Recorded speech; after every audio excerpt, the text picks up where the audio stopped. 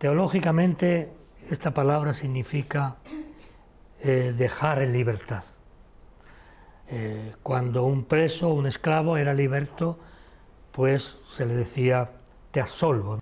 Esto lo ha utilizado la Iglesia romana también, pues para perdonar en el nombre de Dios los pecados, pero nosotros sabemos que eso no es verdad, no puede ser así. Solamente Dios puede perdonar los pecados, no necesita intermediarios, como veremos en el transcurso de nuestra predicación. Nuestro diccionario de la lengua también se involucra en esta palabra, ¿no? Y habla también como un significado de perdón, de absolución, y entre los cristianos, o en este caso, aunque no hace mención en el diccionario de la lengua, entre los católicos es el perdón por parte de Dios de una falta cometida contra los principios básicos, dice el diccionario de la lengua española, contra los principios básicos de su religión.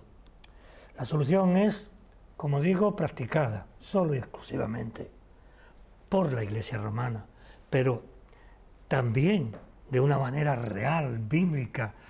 La Sagrada Escritura nos enseña que esa absolución es la que Dios hace en el pecador, en el convertido. Él está perdonándonos pecados sobre pecados, ¿verdad?, hasta el resto de nuestras vidas.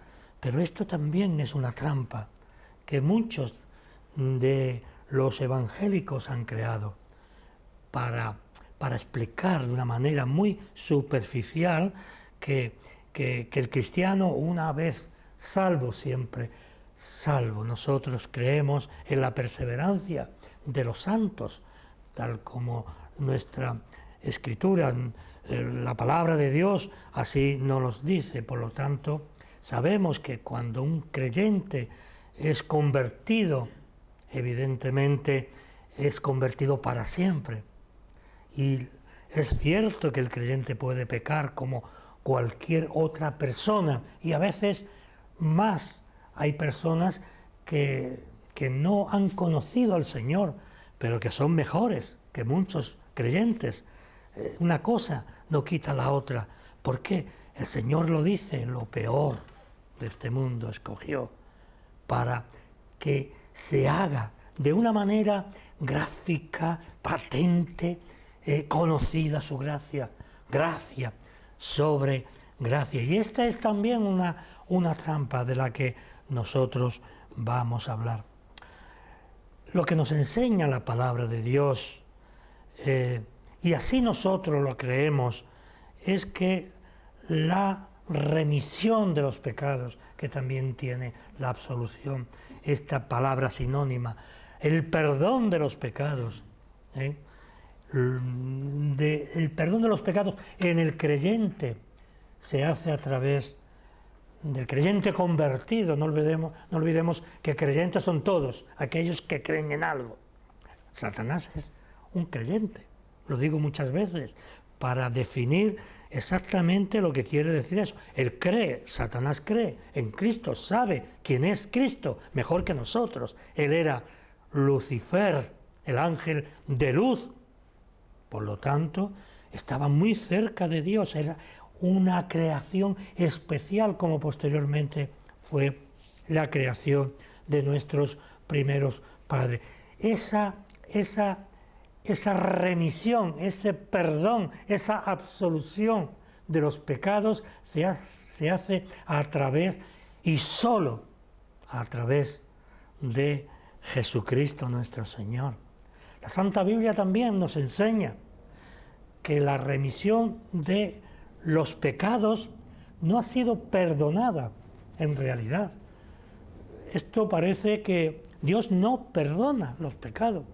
Dios en su justicia no puede perdonar, no perdona, no puede hacerlo, pero no perdona los pecados, no.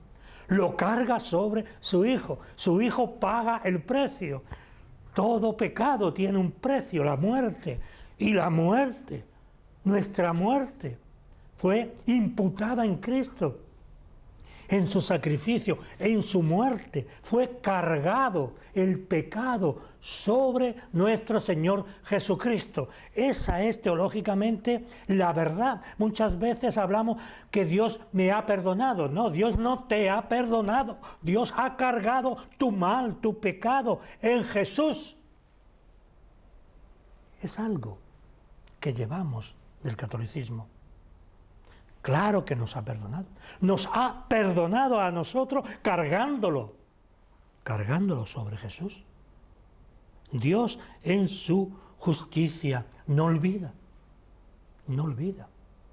El pecado es de tal magnitud que Dios no puede perdonar. Porque ¿cómo podremos nosotros resarcir a Dios cuando pecamos contra Él?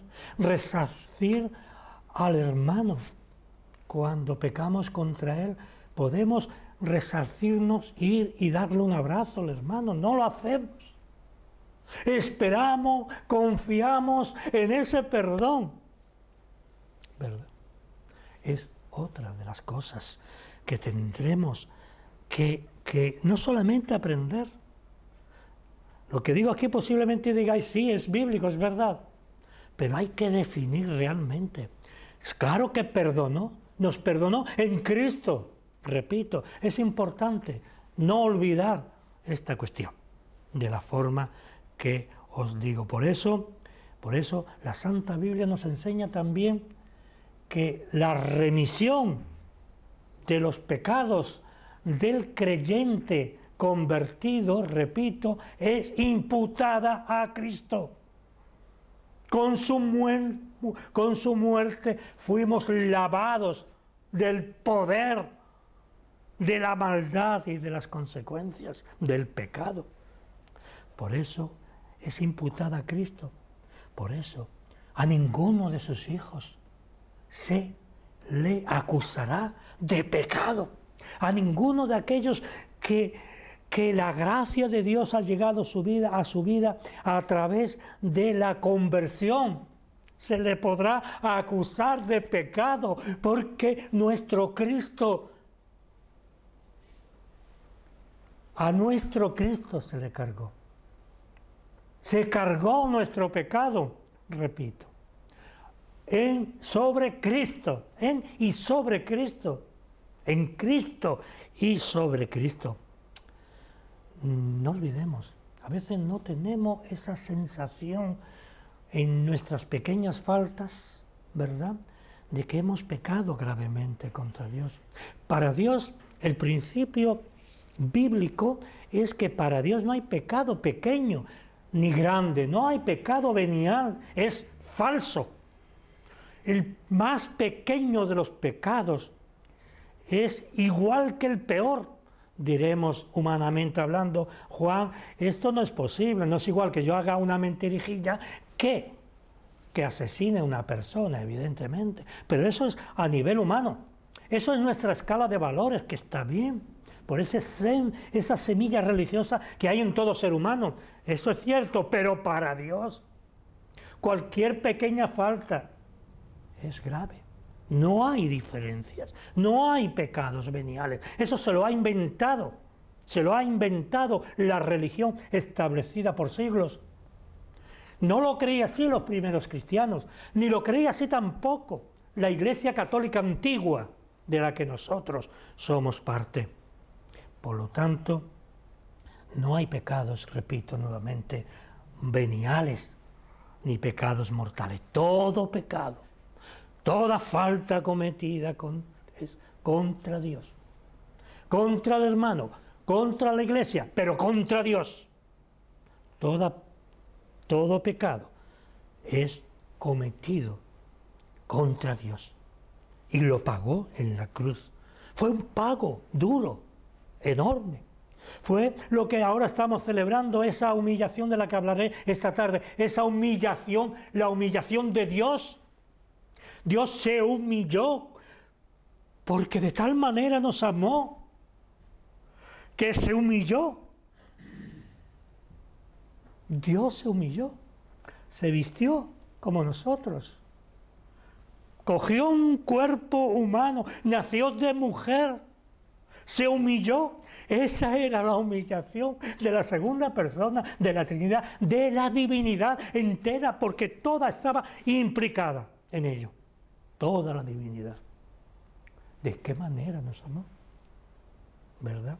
Por eso, para Dios todo pecado, y para nosotros es una tragedia, para el mundo. Sabiendo que Él murió por nosotros, debemos tener un plus de no pecar, de ser cada vez mejores, de ser, como dice Jesús, a su imagen, a la imagen de nuestro hermano. Porque siendo Dios es nuestro hermano. No es nuestro igual en un sentido teológico, pero sí que fue igual a ti, a mí. Igual en sufrimientos, igual en tantas injusticias de las que Él fue nuestro hermano mayor también. Por lo tanto, todo pecado para Dios es abominación y muerte. Todo pecado es contra Dios. Sé que estoy repitiendo mucho esto, pero es un concepto que no debemos olvidar jamás. ¿Por qué? Claro, no perderemos la salvación, pero perderemos la alegría de la salvación. Perderemos las consecuencias que entraña el no tener esa vivencia del Espíritu Santo en nuestras vidas, donde el Espíritu Santo está constreñido, es decir, entristecido por nuestra vida, por nuestros pensamientos, ignorando nosotros que Él está ahí, que todo lo ve, que todo lo escucha, hasta lo más íntimo de nuestros sentimientos y lo más secreto de nuestros corazones. Por eso el salmista lo dice claramente. Esta declaración de David, contra ti, solo he pecado. Había matado a aquel hombre, lo había puesto en primera línea para quedarse con su mujer. Había hecho daño a aquella mujer. Había hecho daño al marido de aquella mujer. Había hecho un grave daño, pero el salmista declara, es contra ti, he pecado directamente contra ti, Señor. Contra ti he pecado y he hecho lo malo delante de tus ojos, delante de los hombres.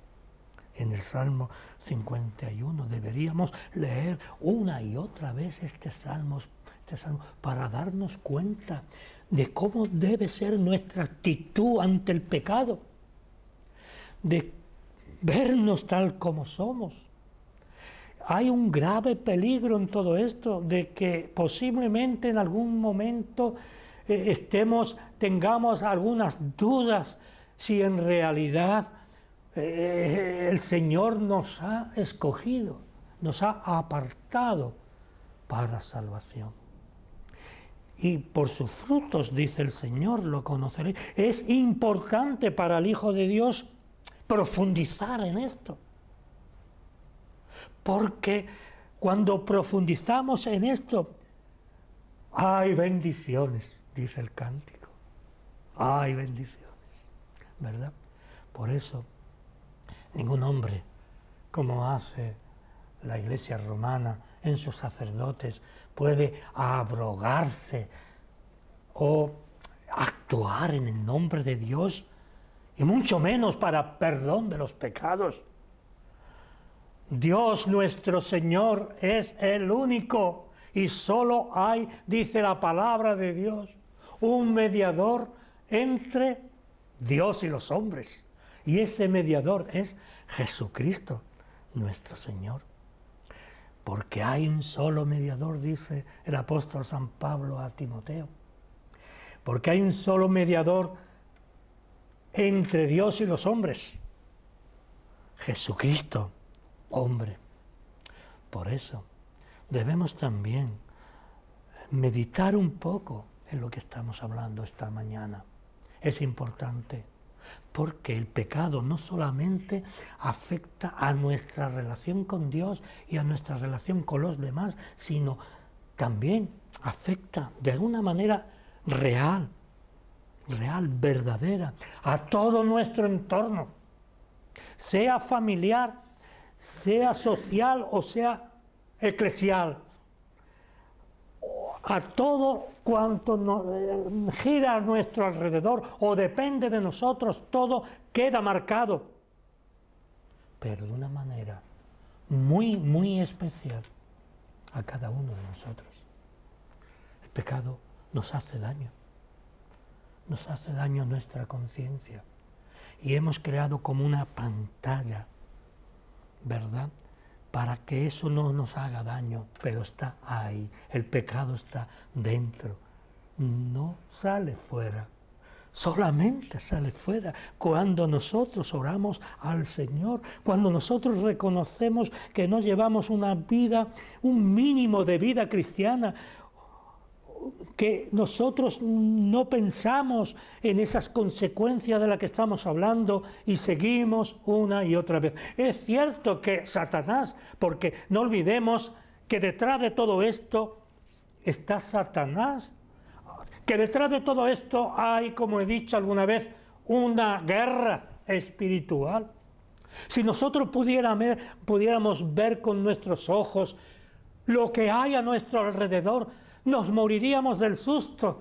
Hay una guerra. Satanás está cerca, los diablos, luchando contra nosotros. Y muchas veces nosotros entreabrimos la puerta y no nos damos cuenta de las consecuencias. Debemos saber, debemos conocer que no todo es hermoso, ni todo es lindo, nada de lo que vemos, no, sino que hay un mundo que no vemos,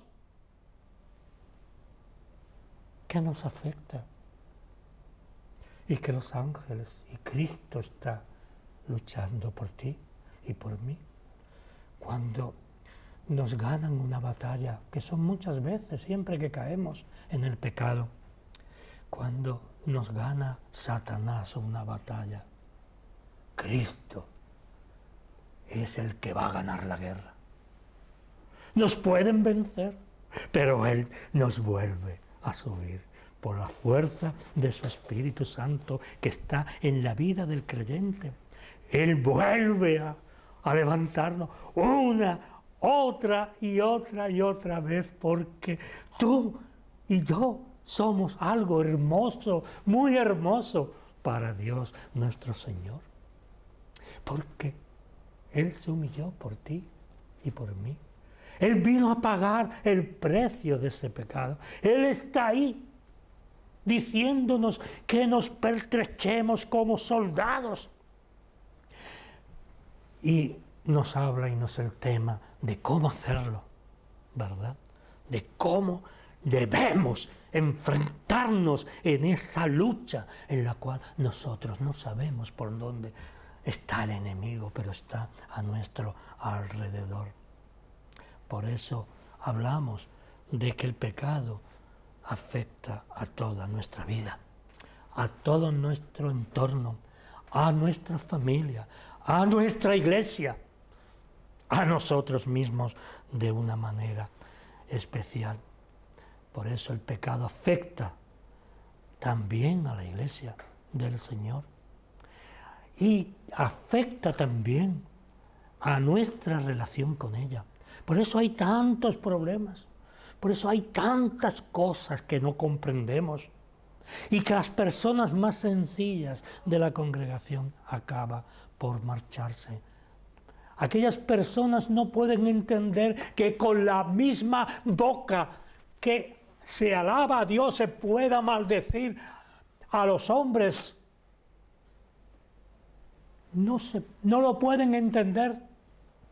Dios en su misericordia tiene realmente mucha paciencia con nosotros y mucho amor. En eso se muestra el amor de Dios, en que siendo nosotros pecadores, Cristo murió. por nosotros, palabra de Dios.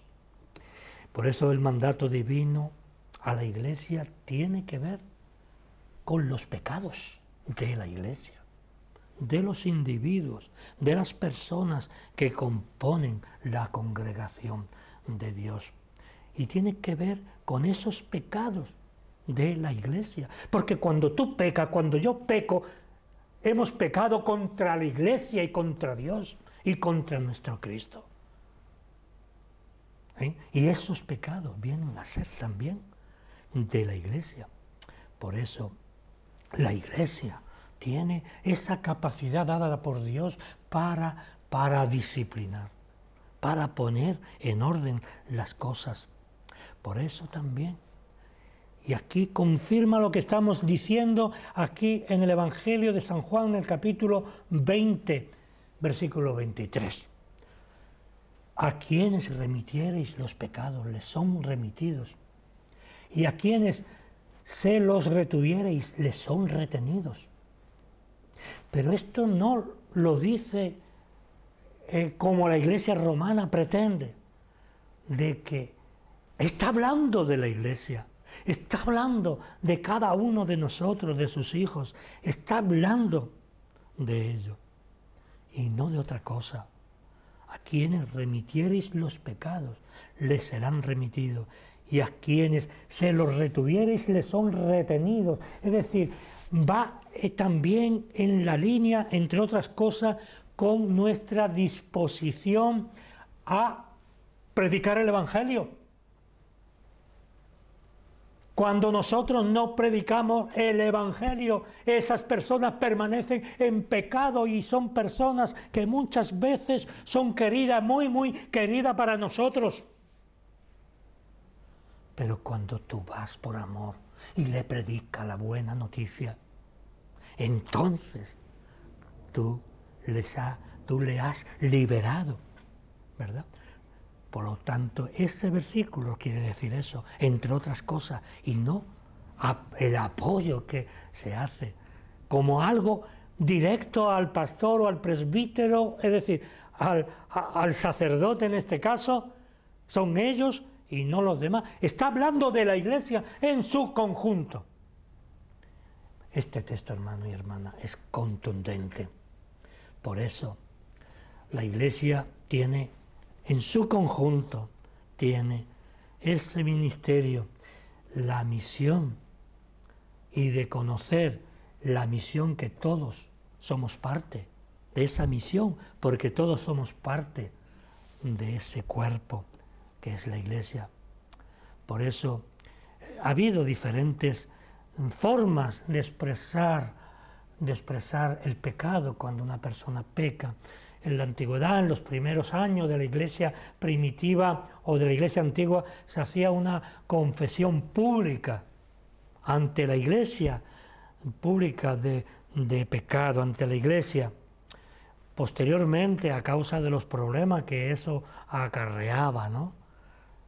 Que eso causaba, se hacía solo con el pastor, con el ministro, y ambos oraban para que Dios perdonase los pecados cometidos, y se restauraba el penitente delante de la Iglesia. Y a partir del siglo VIII, más o menos, al dividirse la Iglesia oriental de la occidental, la Iglesia de Oriente y la romana, o la Iglesia romana en su conjunto, del Imperio Romano, la Iglesia europea inició esta forma de confesión que todos conocemos en la Iglesia católica hoy día. La Reforma protestante del siglo XVI abolió la confesión romana en conformidad a las Escrituras, a la palabra de Dios y según la práctica a la que hemos hecho referencia de la Iglesia antigua. La solución de los pecados solo es dada por Dios. Nadie puede abrogarse ese derecho. No hay, repito, más intermediario entre Dios y los hombres, sino Jesús, ¿verdad? Podemos, cuando hemos pecado, podemos acercarnos a Cristo, al Señor, ¿verdad? Directamente. Él, dice la Escritura, está abogando, está intercediendo por ti y por mí, en nuestros pecados, constantemente. Por eso, la absolución es dada a su pueblo, por Dios, por medio de su gracia. Ese regalo gratuito, ese regalo que no espera de nosotros nada, porque nosotros no podemos darle a Dios nada. Él nos lo ha dado todo a nosotros. Es la gracia, esa gracia de la que nosotros solemos hablar mucho, ¿verdad? Esa gracia, don inmerecido, que no nos merecimos, pero que por amor nos dio el Señor por medio del sacrificio vicario. Se puso Cristo en nuestro lugar para que nosotros pudiéramos acercarnos en el día que expiremos a Él y abrazarle.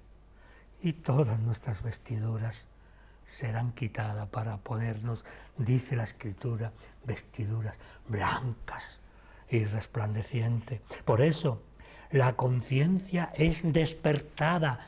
La conciencia del creyente verdadero, del convertido, es despertada a través de la lectura de la palabra de Dios, a través de la oración y a través de la predicación. Son esos medios de gracia por la que el hombre es transformado. Para Dios no hay límites. Es el límite que encontramos en las Escrituras para nosotros. Pero para Dios, en el último momento Él puede, porque Él es soberano, ¿verdad? Por eso no hay número definido. Una persona ha podido vivir en pecado toda la vida, alejada de Dios. Pero en el último hálito de vida viene la gracia de Dios a esa vida. Ese hombre, esa mujer ha recordado a aquellas personas que le hablaron y que ellos rechazaron, y en ese momento aceptan a Jesús por la gracia de Jesús, por la gracia de Dios, en el nombre de Jesús. Es hermoso, ¿verdad? Hemos de decir que todo lo dicho hasta ahora no anula la confesión pública de pecado, aunque trae, depende de qué pecados, consecuencias para la Iglesia, no siempre buena. La experiencia demuestra que no es un medio, porque todos somos personas, pecadores, pecadoras, y todos somos seres humanos, aunque la mayoría de esos casos ya no se utiliza, ¿verdad? Lo que suele hacer es pedir ayuda pastoral, a fin de que el pastor pueda ayudar siempre y cuando la persona necesitada lo demande. No puede un hermano ir para ayudar a alguien así cuando esa persona a lo mejor no quiere. Hemos descubierto un pecado. Sí, tenemos la conciencia de ayudarle, la obligación de acercarnos, hermano, tú estás en pecado por esto. Eso sí, pero no esperemos que esta persona, si no le ha pedido perdón a Dios, ¿cómo va a pedir perdón a los demás? Por eso, la verdadera confesión es aquella que se hace hecha a Dios en oración. Hecha a Dios en oración y también en arrepentimiento, ¿verdad? Por eso, cuando se rechaza el Evangelio, al mismo tiempo se está rechazando el perdón de Dios. Esa es la gran verdad. Hay que decirle a la gente que cuando se rechaza el Evangelio, también se está rechazando el perdón de Dios. Solamente nos queda hacer un llamamiento al arrepentimiento. ¿Y qué relación, hermano y hermana, ya para acabar, tiene todo esto con el convertido? Mucho. ¿Por qué? Porque muchas veces hay en personas que se sienten convertidos y otros que son en realidad convertidos, una falsa seguridad motivada por un desenfoque bíblico de muchos que se consideran salvos en una vida de pecado. ¿Cómo podemos casar esto con la salvación? Sí, la gracia, hemos hablado de ella, pero también la palabra de Dios nos dice que el creyente debe hacer, es como el árbol que da buenos frutos. Pueden haber en un árbol que da buenos frutos, malos frutos, que es indudable, pero ¿cómo puede dar la higuera almendras? Viene a decir el Señor. Esto es algo para nuestra meditación, ¿verdad? No podemos tener, el cristiano verdadero no puede tener esa falsa seguridad, sino que debe buscar esa seguridad en la oración, en el arrepentimiento. Por eso interpretan, a veces, quitando el sentido original de esta frase que es bíblica, una vez, salvos siempre, salvos. Pero, y aquella otra, donde abundó el pecado, sobreabundó la gracia. ¿Cómo podríamos entender esto? No en el sentido pecado-gracia, sino gracia-pecado. El Señor ha actuado con su gracia sobre el pecado, no el pecado sobre la gracia, todo lo contrario. Se cambia las palabras o el sentido de lo que en realidad quiere. Y algunos han llegado a la depravación. Tenemos en la historia, pues recuerdo ahora en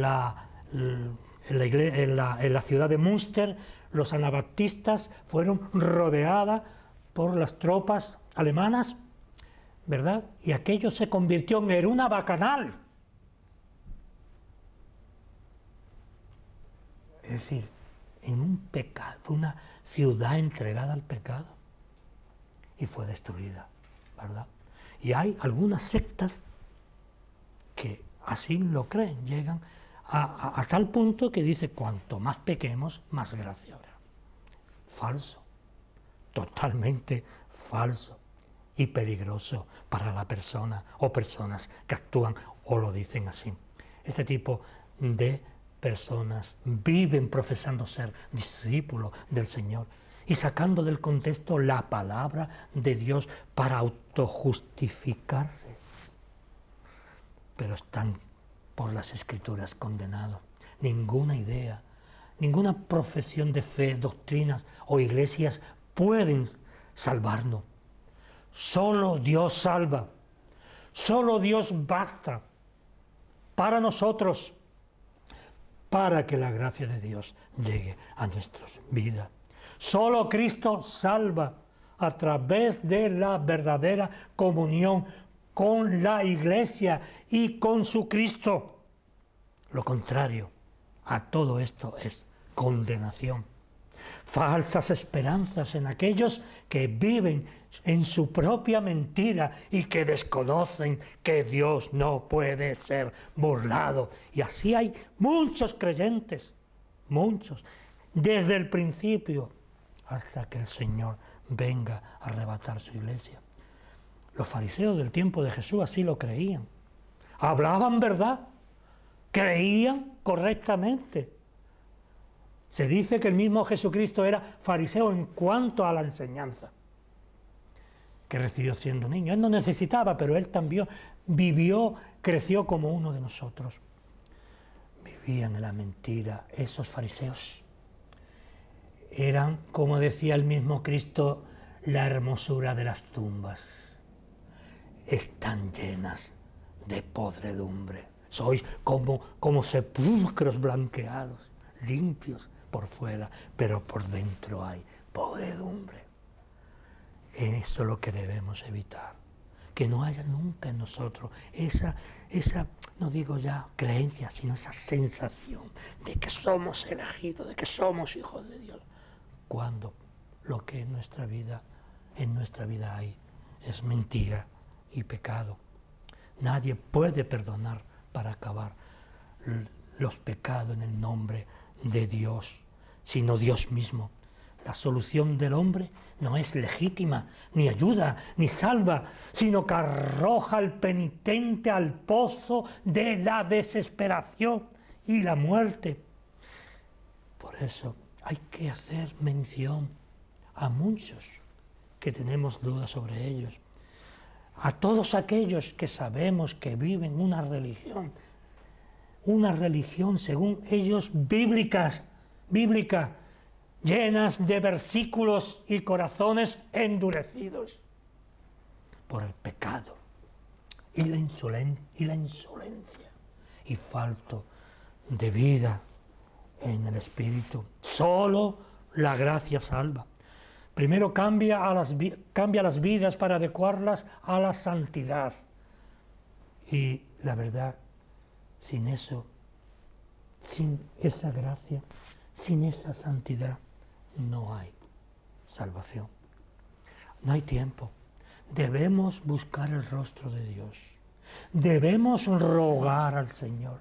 Debemos llorar con el corazón contrito y vivir para Dios al servicio de los demás y no de nosotros mismos, porque lo contrario es condenación.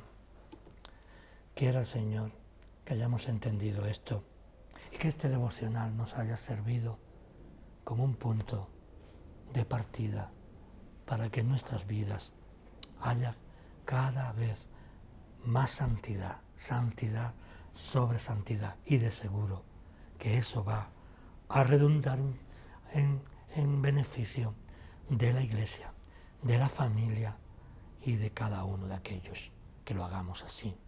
Que el Señor nos bendiga y nos ayude. Amén.